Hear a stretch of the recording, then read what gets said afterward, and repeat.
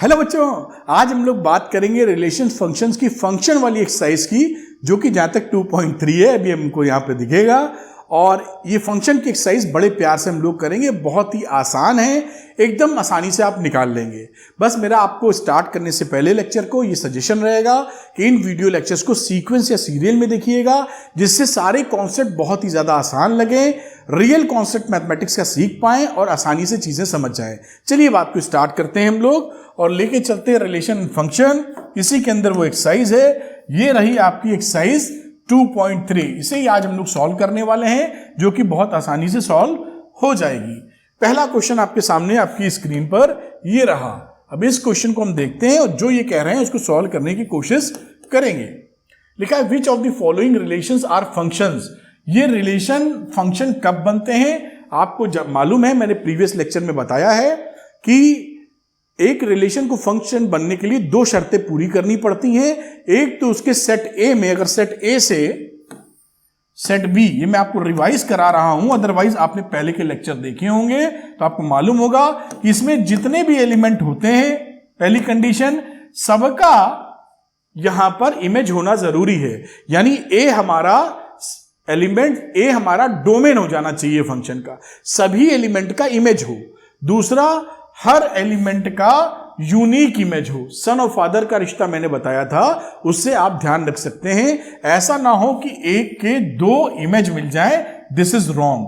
Ordered pair के रूप में जो हम देखने वाले हैं, अगर दो ऑर्डर्ड पेयर हमारे पास हैं, उसमें अगर पहला एलिमेंट कॉमन निकल आता है, दो डिस्टिंक्ट ऑर्डर्ड पेयर हैं, उसमें पहला एलिमेंट अगर कॉमन निकल आता है, तो इसका मतलब है कि दो का रिश्ता 1 से भी है और 2 का रिश्ता 3 से भी है, तो ये फंक्शन नहीं होगा।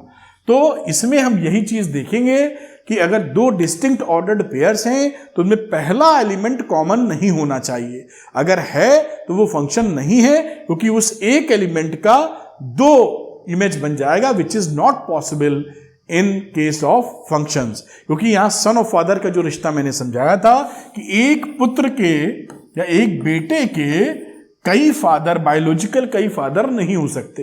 एक का कई बेटों का एक फादर हो सकता है, जैसे आपका भाई, 2-3 बच्चे हैं सन्स और उनका एक फादर है, लेकिन एक का 2 फादर बायोलॉजिकल कैसे हो सकता है। खैर, इस बात को देखते हैं। If it is a function determine its domain range. ठीक है साहब, पहली बात की जिक्र करते हैं। इसमें देखिए, बस ये चेक कीजिए कि पहले वाला जो एलिमेंट है वो कॉमन नहीं होना चाहिए, सेम नहीं होना चाहिए। 2 1 5 1 8 1 11 1 14 1 17 1 ना, सब दुरुस्त है। तो it is a function, it is a function, ये फंक्शन है। अब यहां पर इसके डोमेन की चर्चा करते हैं। तो डोमेन क्या हो जाएगा, सेट ए के सारे एलिमेंट, यानी कि यहां बात की जाए तो 2 5 पहले वाले एलिमेंट सारे लिख रहा हूं मैं, 8 11 14 और 17, ये इसका डोमेन है। अगर मैं इसकी रेंज का जिक्र करूं तो रेंज का मतलब है सेकंड में आने वाले एलिमेंट, यानी 1 के बाद कुछ है ही नहीं, केवल 1 ही रहा, तो ये रहा 1। तो ये एक फंक्शन था और फंक्शन होने के साथ साथ इसका डोमेन और रेंज भी मैंने बता दिया। अगर आप एक्सप्लेनेशन लिखना चाहें कि ये फंक्शन क्यों है, तो लिख सकते हैं कि ऑर्डर्ड पेयर का जो पहला एलिमेंट है उसके सारे यूनिक इमेजेस हैं, that's why this is a function. ठीक है, गिव रीजन लिखा है, तो रीजन में आप ये लिख सकते हैं बड़े प्यार से कि it is clear from this relations कि every element of order, every first element लिख देना चाहिए मुझे, तो every first element of ordered pairs has unique image का मतलब क्या होता है, जब भी हम 2 1 लिखते हैं, मैं पूरी बात बता रहा हूं, तो आपका मतलब ये रहता है कि आपने F2 रखा है तो ये 1 निकला है, तो 1 इज द इमेज ऑफ 2। बात पकड़ में आ रही होगी, थोड़ा ऊपर करना पड़ेगा। ये 1 क्या है, इमेज ऑफ 2, और ये 2 क्या है, 2 is the pre image pre image of 1, तो ये इमेज ऑफ 2 है, ये प्री इमेज ऑफ 1 है। ये सब बातें मैंने प्रीवियस लेक्चर में बताई, अगर आप देखते चले आ रहे होंगे एकदम मक्खन लग रहा होगा। खैर नंबर 2 सिचुएशन पर आते हैं और देखते हैं, क्योंकि क्वेश्चन तो ऊपर ही है तो उस क्वेश्चन को लाना पड़ेगा बोर्ड पर। यहां देखते हैं 2 1 4 2 6 8 10 12 14, ये भी नजर आ रहा है कि ये भी फंक्शन है, क्योंकि कोई भी पहला वाला रिपीट नहीं हो रहा है। तो यहां पर मैं लिखना चाहूं अगर, तो it is a function, colour थोड़ा बदल लेते हैं, ये भी फंक्शन है और इस फंक्शन का जो डोमेन है वो डोमेन क्या है, पहले वाले एलिमेंट 2 4 6 8 10 12 14, तो 2 4 6 8 10 12 एंड 14, तो 2 4 6 8 10 12 14। रेंज क्या है बेटा इसकी, तो रेंज के लिए 1 2 3 1 2 3 4 5 6 और लास्ट में 7 भी है। ये इसकी रेंज हो गई 1 2 3 4 5 6 7, और रीजन यही पहले वाला कि फर्स्ट एलिमेंट का कोई भी यूनिक इमेजेस हैं। नंबर 3 पर आते हैं और नंबर 3 को देखते हैं क्या है। ये देखिए फंक्शन नहीं है, इसमें पहला वाला एलिमेंट दोनों में सेम है, तो this is not a function. तो तीसरा वाला क्या है, it is not a function, क्योंकि एलिमेंट 1 हैज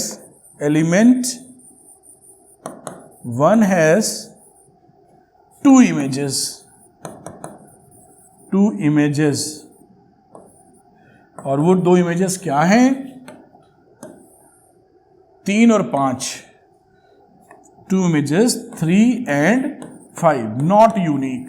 बस इतना भी आप लिख देंगे तो मोर देन इनफ है, ये कहानी खत्म हो जाती है पहले क्वेश्चन की पूरे एक्सप्लेनेशन के साथ। मेरे ख्याल से आप बात को समझ पाए होंगे।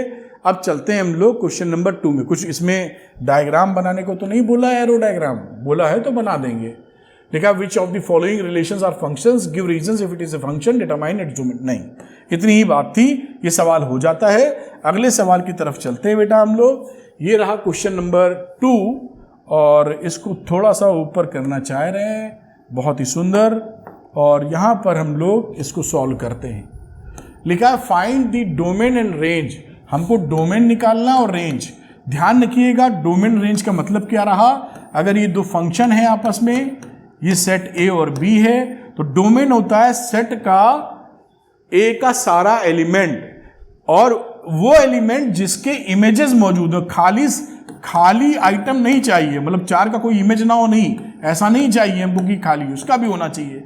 यानी हमें ऐसी वैल्यूज ऑफ एक्स चाहिए जिसके लिए वाई एग्जिस्ट करता हो। ध्यान देना क्या बोल रहा हूं, अगर ये एक्स और वाई है तो ऐसी वैल्यूज ऑफ एक्स चाहिए जिसके लिए वाई एग्जिस्ट करता हो, इसकी कोई इमेज हो जिससे वो लिंक्ड हो। अगर ये खाली हो गया जिसका कोई इमेज नहीं है तो वो डोमेन नहीं रह जाएगा। तो डोमेन क्या रहा सरल भाषा में, the value of X which produces some Y, है ना, कि ऐसी वैल्यू जिसके लिए कुछ वाई निकले। बात पकड़ में आई, डोमेन। ठीक, तो यहां पर बात करते हैं इस फंक्शन में। आप बड़ी अच्छी तरह देख पा रहे हैं कि आप x की कोई भी वैल्यू रखें, सबके लिए y, ये एक y, ये fx लिखने का मतलब y ही होता है, तो ये y प्रोड्यूस कर रहा है। तो इसका डोमेन क्या हो गया, all real number, all real numbers. अब इसको लिखने के 75 तरीके हैं। आप केवल r लिख के छोड़ सकते हैं, आप इसको -∞ से इन्फिनिटी लिख के कर सकते हैं, the set of all X such that X belongs to real number, और भी कई तरीके हो सकते हैं लिखने के। एनीवे बात पकड़ में आई है। अब हम डोमेन के अलावा बात करते हैं, शायद रेंज पूछी है, तो रेंज क्या होती है, रेंज होती है वैल्यू ऑफ वाई।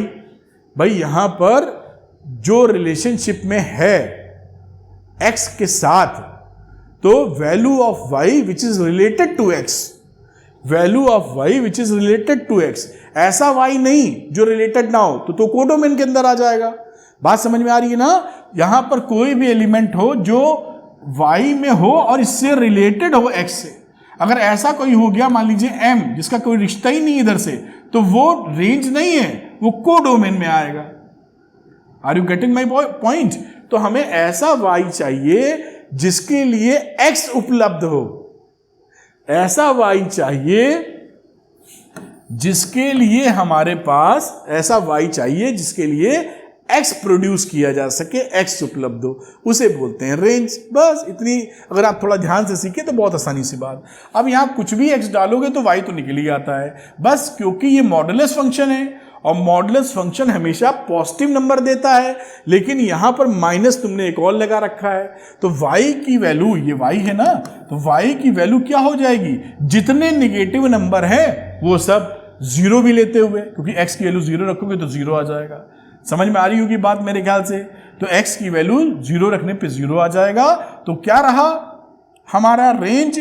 हमारा रेंज रहा निगेटिव नंबर और जीरो इंक्लूड करते हुए। This is the range of this first function. Negative number हो गए सारे और साथ में जीरो भी इंक्लूड कर लिया, तो दिस इज द रेंज। उम्मीद है आप समझ पाए होंगे। मैंने सरल भाषा का इस्तेमाल भी किया है कि value of y which produces x, या जो x से रिलेटेड हो, तो ये y है, इससे रिलेटेड है। ठीक है, नंबर 2 सिचुएशन देखते हैं जहां पर हमें फंक्शन दे रखा है। ये एग्जामिनेशन के लिए बड़ा इंपॉर्टेंट है, बहुत बार पूछा गया है और पूछा जाता रहेगा। तो चलिए पहले हम इसके डोमेन की चर्चा करते हैं। ये क्या है? This is y। अब हम डोमेन की बात करेंगे तो हमने ये देखा था कि x की वो वैल्यू जिसके लिए y प्रोड्यूस हो सके, यानी x की वो वैल्यू चाहिए जिसके लिए y डिफाइंड हो। तो y डिफाइंड होने के लिए रियल फंक्शंस है, तो रूट के अंदर की वैल्यू कितनी होनी चाहिए? 9 माइनस एक्स स्क्वायर की value greater than and equal to 0 होनी चाहिए। भाई किसी भी रूट के अंदर हमारी अगर निगेटिव वैल्यू आ गई तो ये रियल नंबर थोड़ी रह जाता है, आप कॉम्प्लेक्स नंबर में पढ़ेंगे, ये इमेजिनरी नंबर हो जाएगा। तो हमारा क्या होनी चाहिए सिचुएशन? 9 माइनस एक्स स्क्वायर की वैल्यू ग्रेटर और इक्वल टू 0 होनी चाहिए। इसका मतलब क्या रहा? X square is less than equal to 9। समझ पा रहे हैं? अब इसको ऐसे भी टैकल कर सकते हो, कई लोग और सरल भाषा इस्तेमाल करते हैं, यानी X square minus 9 less than equal to 0। अब इसका फैक्टर कर लीजिए, इसको लिख लीजिए X square minus 3 square is less than equal to 0, A plus B into A minus B is less than equal to 0। ऐसे भी कई लोग लिख लेते हैं। तो यहां से रिजल्ट क्या आता है आप देखिए, ये हो गया -3, ये हो गया +3। अगर इन दोनों के बीच में कोई वैल्यू है, 2 ले लीजिए, तो 2 लोगे तो ये दोनों नंबर मल्टीप्लाई होके क्या निकल के आ रहे हैं? प्लस है कि माइनस है, ये देख लीजिए आप यहाँ पर। इसको सॉल्व करने का तरीका मेरे ख्याल से आपको आइडिया होगा, मैंने कई बार वीडियो में बताया है कि यहाँ पर जहां पर ये 0 आते हैं, ये x प्लस 3 0 कहाँ है? -3 पर, और x माइनस 3 0 कहाँ है? +3 पर। तो इसको रियल नंबर पे हम 3 सेगमेंट में डिवाइड कर लेंगे। -3 का 3, इससे छोटा वैल्यू, इससे बड़ा वैल्यू। अगर हम 3 से बड़ी वैल्यू लगा दें इसके लिए, तो 3 से बड़ी लगा दोगे तो ये भी पॉजिटिव, ये 3 से बड़ा रखोगे तो ये पॉजिटिव, 3 + 3 6 आ रहा है, और 3 से बड़ी रखी मान लो 4 रखी तो ये भी पॉजिटिव। तो इस दिशा में दोनों का मल्टीप्लिकेशन पॉजिटिव हो गया। और अगर ये लीनियर फंक्शंस होते हैं तो अल्टरनेटिवली चेंज हो जाते हैं, अगर ये प्लस है तो ये निगेटिव आ जाएगा, ये पॉजिटिव आ जाएगा।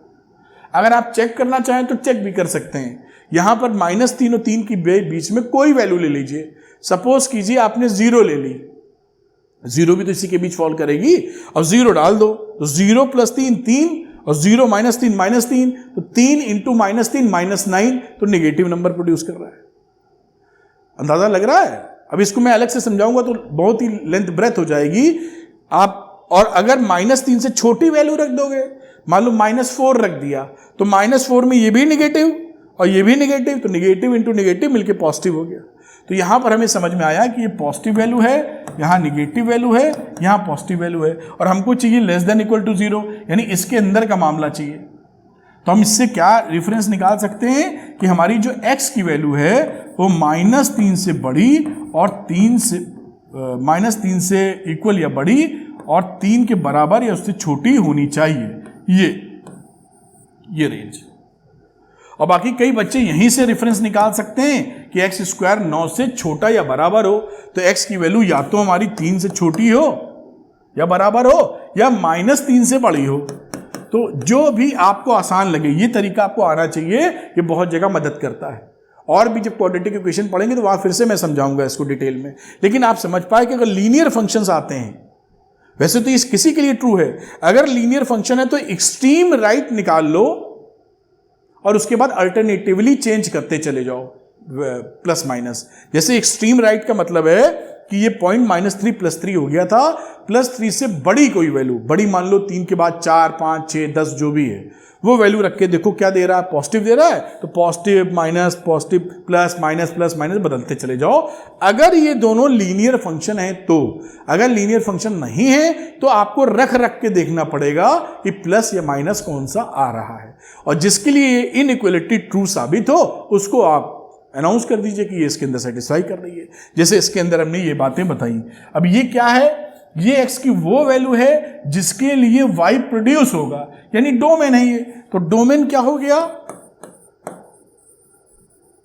डोमेन किसका है, इस फंक्शन का है, और ये वैल्यू क्या दे रहा है, the set of all x such that x की वैल्यू -3 से +3 के बीच होनी चाहिए, या आप ऐसे भी लिख दीजिए -3 से लेकर 3 के बीच क्लोज्ड इंटरवल।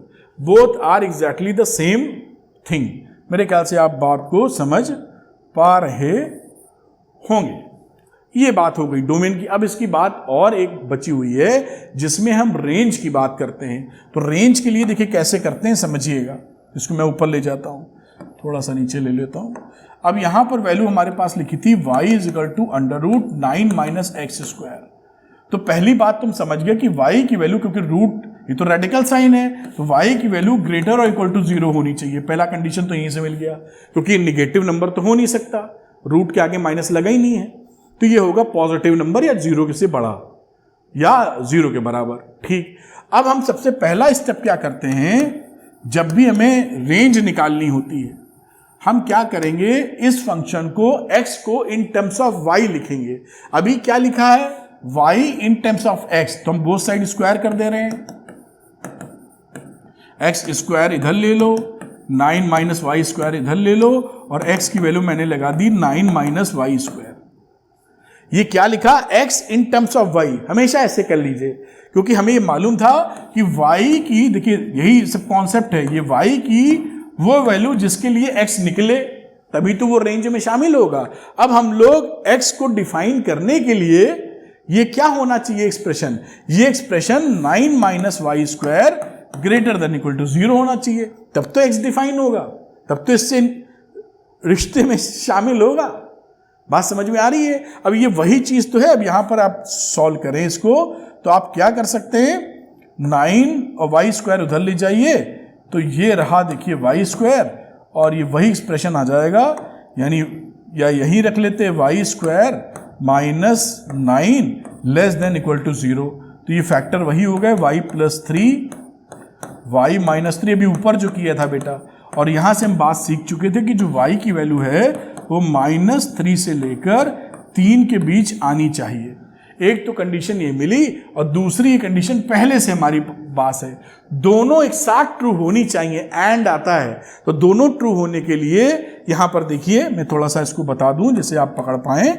एक कहानी आई ऊपर से कि 0 या उससे बड़ी वैल्यू, ये क्या है, 0 वैल्यू है, और यहां कह रहा है -3 से लेकर 3 तक की वैल्यू ही लेना है। ये -3 से लेकर 3 तक की, दोनों में कॉमन एरिया क्या है, दोनों में कॉमन एरिया यही तो रह गया भाई, ये तो पूरा था, तो कॉमन एरिया मैं किसी और कलर से कलरफुल कर देता हूं।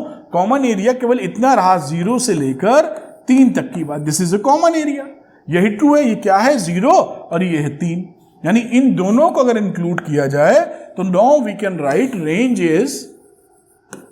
इज कहां से कहां तक, y की वैल्यू 0 के बराबर या इक्वल और 3 से छोटी होनी चाहिए या बराबर। This is the range of the function. समझ में आई होगी मैं उम्मीद कर रहा हूं कि y की वैल्यू क्या हो गई, y 0 और 3 के बीच में होना चाहिए, y की वो वैल्यू जिसके लिए x हमारा प्रोड्यूस हो। सारी बात इंक्लूड कर ली इन लोगों ने, तो उम्मीद है ये समझ गए होंगे। इस तरह से डोमेन और रेंज निकालते हैं। इसका ध्यान रखिएगा, जो जो कंडीशन आपको मिलती है सारी सेटिस्फाई होनी चाहिए, हम लोग कुछ छोड़ते नहीं हैं। उम्मीद आप बात समझ पाए होंगे। अगली चर्चा करते हैं, अगले सवाल को लेते हैं। तो अगला क्वेश्चन देखते हैं, बहुत ही सरल क्वेश्चन है बेटा, और देखिए इसमें क्या बोलने का है। A function F is defined by F X is equal to 2x minus 5।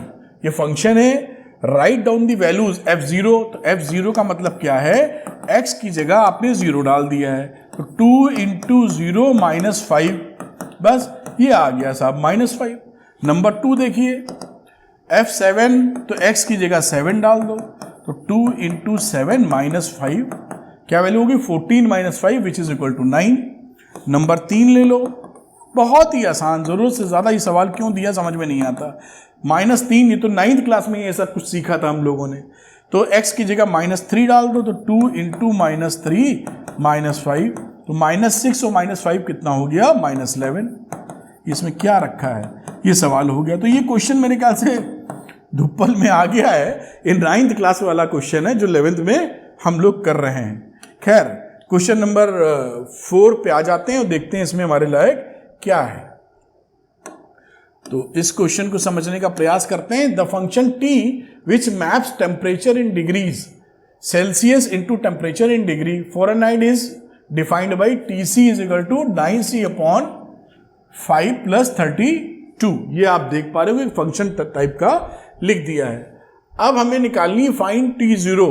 तो T0, अब फिर वही नाटक, T0 निकालने का मतलब है कि हम लोग C की जगह 0 पुट कर देंगे यहां पर, तो 9 इंटू 0 अपॉन 5 प्लस 32, आ गई वैल्यू 32, खत्म हो गया। ये है ही क्या इसमें। दूसरा वाला बात करते हैं, नंबर 2। तो T28, ये सवाल क्यों है मेरी समझ से बाहर है, लेकिन अब आपके कोर्स में है और बुक में है NCERT की, तो करने ही पड़ेंगे।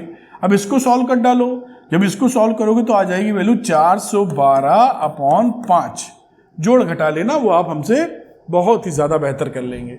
रही बात तीसरे क्वेश्चन की, तो t रखा -10, तो 9 इंटू -10 अपॉन 5 प्लस 32, -90 अपॉन 5 दिख रहा है आपको, तो -90 अपॉन 5 -18 आ जाएगा, तो -18 प्लस 32, ये वैल्यू हो गई 14। बस अब अच्छा चौथा भी है, तो फोर्थ में रहा the value of C when Tc is equal to 212। तो Tc की वैल्यू दे रखी है 212, तो यहां पर लिख दीजिए 212 is equal to 9c upon algebra of 9th class. तो ये 9c अपॉन 5 212 में 32 घटा के लिख लो, तो कितनी हुई 180, 180 ये हो गया। थोड़ा सा इधर ले जाना पड़ेगा, फिर आप 9 से ही काट लो, तो 9 2 जा 80, और ये C की वैल्यू कितनी आ गई 100। This is your answer. तो ये सवाल कोई सेट फंक्शन से तो कोई लेना देना इसमें है नहीं, लेकिन जो भी है वो इस तरीके से है और बहुत ज़्यादा सरल है। मेरे ख्याल से आप इसको समझ पाए होंगे। अगला सवाल भी देखते हैं, शायद हमें लगता है 5 ही सवाल थे इसके अंदर, तो अंतिम सवाल पे हम लोग आ चुके हैं। बहुत तेजी से लगाएंगे, बहुत ही सरल है। Find the range of the each of the following function. सभी की हमको रेंज निकालनी है। तो पहले वाले सवाल को देखते हैं। fx is equal to 2 minus 3x, x belong करता है रियल नंबर को और ग्रेटर देन 0 है, आप देख पा रहे होंगे। अब इसमें रेंज का मतलब fx की वैल्यू या y की वैल्यू, आपको बताया था रेंज किसे बोलते हैं, x की वो वैल्यूज जो जिसके लिए हमारा x उपलब्ध हो, तभी तो रेंज में आएगा, वरना कोडोमेन में चला जाएगा। खैर ये वैल्यू हो गई y is equal to 2 minus 3x। जैसे मैंने बताया था कि हमेशा x को y के टर्म में रिप्रेजेंट करोगे रेंज निकालते वक्त, तो ले लो इधर 3x बराबर 2 माइनस y, और इससे वैल्यू आ जाएगी x is equal to 2 minus y upon 3। ये मैंने क्या रिप्रेजेंट किया है, x in terms of y। हमेशा आप ऐसा कर लिया करिएगा 99% क्वेश्चंस में, और उससे समझ में आएगी बातें। तो x in terms of y आपने लिख लिया। अब यहां पर ये दिया है कि x की वैल्यू ग्रेटर देन 0 है, तो इसकी वैल्यू ग्रेटर देन 0 लगा दो। तो अगर x ग्रेटर देन 0 है तो जो इक्वल वाला है वो भी ग्रेटर देन 0 है, उसके लिए क्यों मना ही। और इससे देखिए y क्या निकल आएगा, ये 3 तो गया काम से, तो 2 minus y is greater then 0। इसका मतलब क्या है, y इज लेस देन 2। बस आंसर आ गया। This is the range. तो ये रेंज को आप कई तरीके से लिख सकते हैं, मैं थोड़ा सा इधर ही लिख देता हूं क्योंकि आगे सवाल तो करने ही है। रही बात रेंज की, तो रेंज में the set of all y, क्योंकि ये y का जिक्र कर रहे हैं, सच दैट y